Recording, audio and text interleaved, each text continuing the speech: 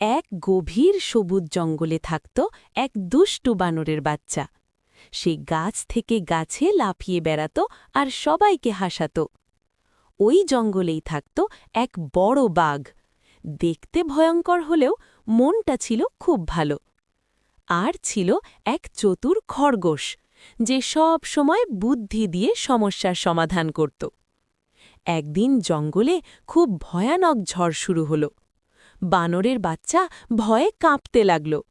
খরগোশও আশ্রয় খুঁজছিল।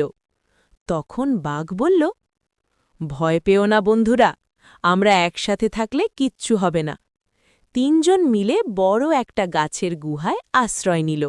বানরের বাচ্চা গান গাইতে শুরু করল, খরগোশ মজার কথা বলল, আর বাঘ পাহারা দিল। ঝড় থামার পর সবাই বুঝল, বন্ধুত্ব থাকলে ভয়ও হার মানে।